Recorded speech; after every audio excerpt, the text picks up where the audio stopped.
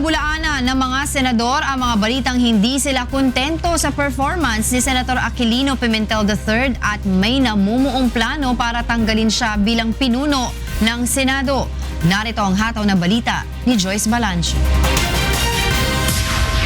Itinanggi ng ilang mga senador na hindi sila kontento sa pamamahala ni Senator Aquilino Pimentel III bilang Senate President.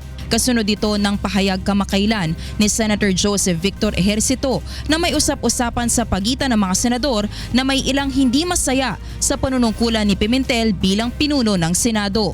Itinanggi rin ng mga senador ang umano'y namumuong plano sa Senado para bumoto ng ibang ipapalit sa kanya.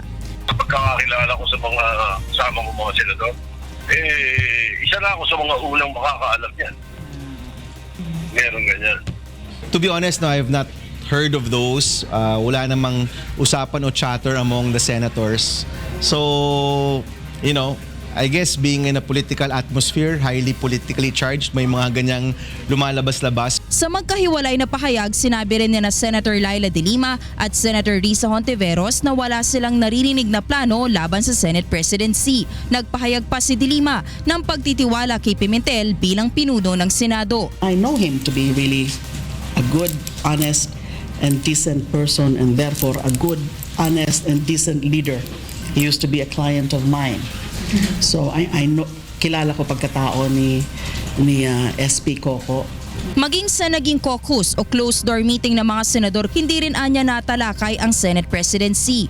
Ayon kay Senator Soto, natuon ito sa priority bills ng Senado sa kanilang pagbabalik sesyon. Kabilang narito ang na-sponsor na sa plenary floor katulad ng Freedom of Information Bill, ang pagbibigay ng emergency powers kay Pangulo, ang expanded SOTO law para sa media practitioners, COCO levy at amendments sa Anti-Money Laundering Act. Isinama rin sa priority bills ang 24 na pet bills ng bawat senador na hindi masyadong tinututulan at hindi kontrobersyal. Kabilang dito ang upgrade sa anti-hazing law ni Senator Soto, ang Budget Reform Advocacy for Village Empowerment Act ni Senator Panfilo Lacson at ang feeding programs elementary schools ni Senator Grace Poe. Sa susunod na linggo, magbubukas na muli ang sesyon ng Senado kung saan tatalakayin na nila ang ilan sa mga priority bills na nilalayon nila maipasa sa unang 2 buwan ngayong taon. Joyce Balancho, UNTV News and Rescue, Senate of the Philippines.